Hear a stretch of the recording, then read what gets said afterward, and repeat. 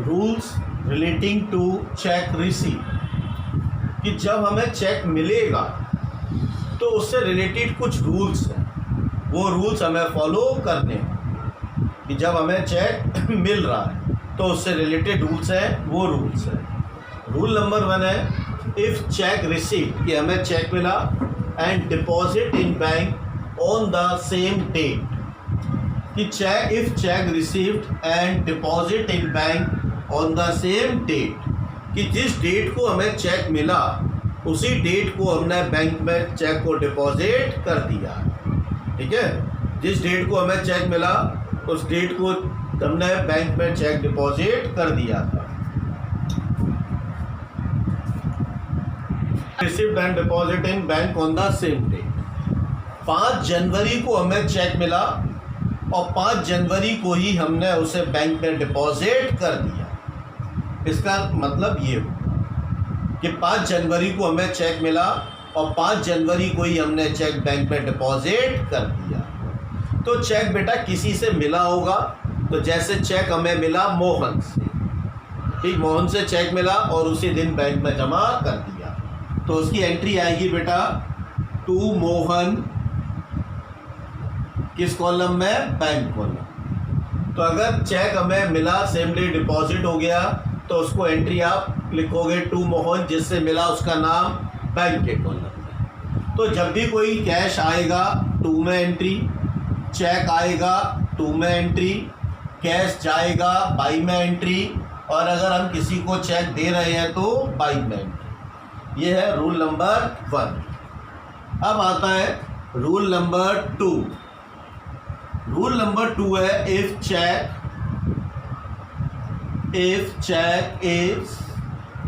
is received and deposit in bank on some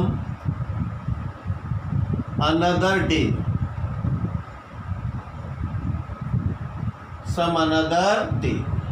इसका मतलब है कि चेक जो हमें मिला हमने उसको सेम डे बैंक में डिपॉजिट नहीं किया। जैसे एग्जांपल, चेक रिसीव्ड हुआ 5 जन को फ्रॉम राम, हमें राम से 5 जन को चेक मिला, हमने डिपॉजिट किया 5 के बाद, 6 में, 7 में, 10 में, 15 तारीख को, 20 तारीख को, लेकिन 5 के बाद डिपॉजिट किया। हमने इस चेक को डिपॉजिट किया,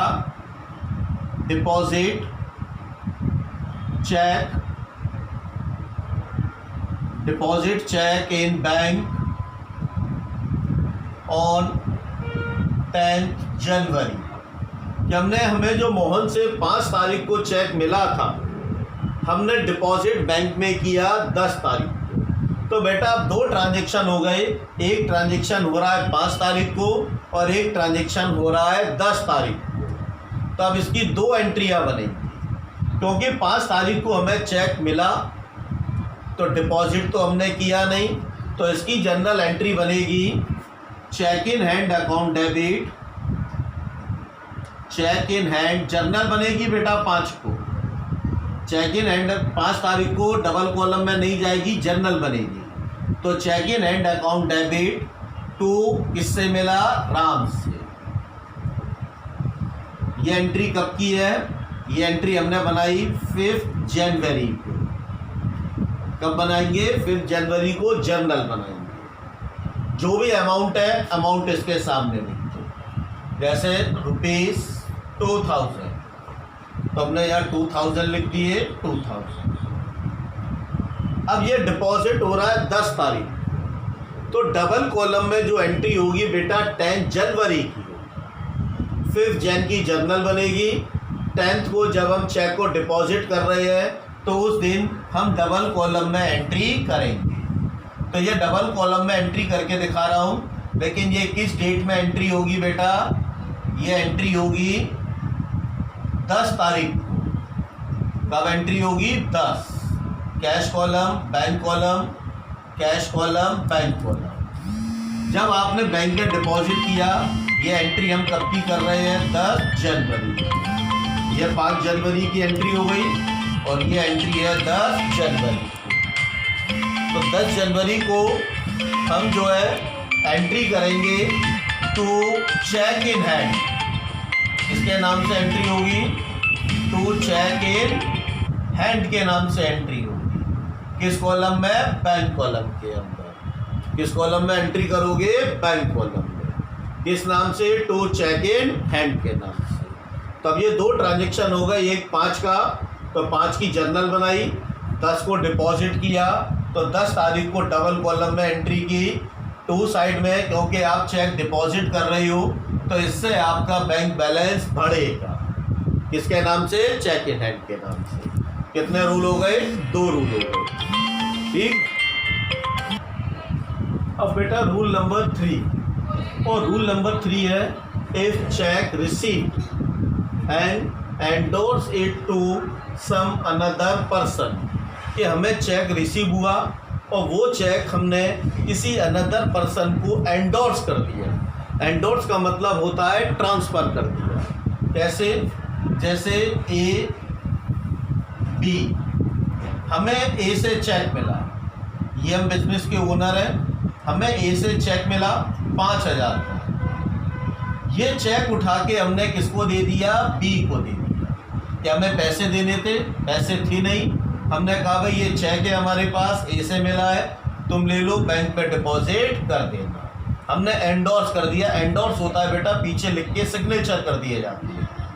तो यहाँ पर 2 ट्रांजेक्शन हुए, एक तो हमें चेक मिला और दूसरा उसी चेक को हमने ट्रांसफ़र कर दिया। एंडोर्स का मतलब किसी अनदर पर्सन को दे दिया, हमने अपने बैंक में डिपॉजिट नहीं किया। तो जब हमने अपने बैंक में डिपॉजिट नहीं किया तो ना तो हमारा बैंक का बैलेंस कम हुआ और ना ही हमारा बैंक का बैलेंस बढ़ा। तो इस केस में बेटा डबल कॉलम के अंदर एंट्री नहीं होगी, इसकी जर्नल बनेगी, डबल कॉलम में एंट्री नहीं होगी। क्यों नहीं होगी? क्योंकि चेक हमें मिला, हमने दूसरे को दे दिया, तो इससे हमारा बैंक बैलेंस अफेक्टेड नहीं हुआ। जर्नल बनेगी। तो चेक हमें पहले रिसीव हुआ मोहन से, तो उसकी जर्नल बनाएंगे। चेक की जगह बैंक नहीं लिखेंगे, उसकी जगह क्या लिखेंगे? Cheque in hand. तो जर्नल बनेगी cheque in hand account debit, cheque in hand account debit. और किससे मिला था बेटा? मोहन से। तो टू मोहन्स अकाउंट। ये चेक रिसीव होने की एंट्री, जो किससे रिसीव हुआ था? मोहन। अब यही चेक हमने एंडोर्स कर दिया किसको? राम को। तब एंडोर्स करने की एंट्री बनेगी। तो जब हम एंडोर्स कर रहे हैं तो ये चेक हम किसको दे रहे हैं? राम को दे रहे हैं। राम कौन हुआ बेटा? पर्सनल अकाउंट है, हमसे चेक ले रहा है तो रिसीवर हुआ। तो राम डेबिट होगा, तो Ram's account debit to cheque in hand account, Ram's account debit to cheque in hand account. तो ये दूसरी जर्नल बनी।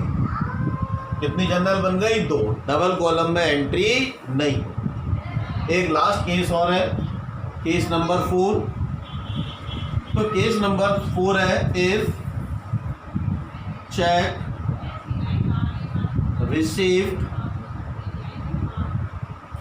if check received, deposit in bank and dishonored,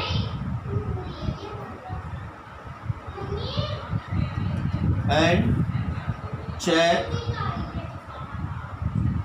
is dishonored.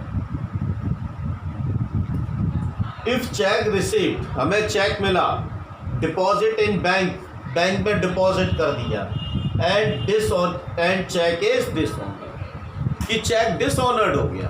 Dishonoured का मतलब है चेक बाउंस हो गया, क्योंकि जिसने चेक दिया था उसके अकाउंट में बैलेंस नहीं, तो बैंक जो है हमारे अकाउंट को नहीं बढ़ाएगी क्योंकि चेक बाउंस हो गया। तो उस केस में बेटा क्या एंट्री करेंगे?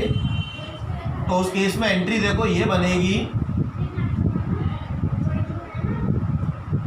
ये cash column, bank column, cash column, bank column. तो मान लो हमें चेक रिसीव हुआ था मोहन से, तो और हमने बैंक में डिपॉजिट कर दिया, तो पहली एंट्री तो हमने बनाई टू मोहन 5,000, ठीक, और चेक का कितना अमाउंट मान लिया मैंने 5,000। तो ये एंट्री किसकी हो गई बेटा? डिपॉजिट की हो गई। ये चेक जो मिला था हमने बैंक में डिपॉजिट, लेकिन 5 दिन के बाद बैंक से खबर आई कि भाई चेक डिसऑनर्ड हो गया। तो जब हमने जमा किया तो अपने बैंक के बैलेंस को बढ़ा दिया, लेकिन चेक डिसऑनर्ड हो गया तो बैंक बैलेंस नहीं बढ़ाएगी। तो एंट्री कहाँ जाएगी? बाई में जाएगी। किसके नाम से जाएगी? जिससे चेक मिला था। तो बाई मोहन 5,000, ये किस डेट को एंट्री की गई? 5,000 की बाई साइड के अंदर जिस डेट को चेक डिसऑनर्ड हुआ, ये उस डेट की है। तो बेटा ये इसके रूल्स है चेक रिसीप्ट के, तो ये रूल्स आपके ख़त्म हो गए।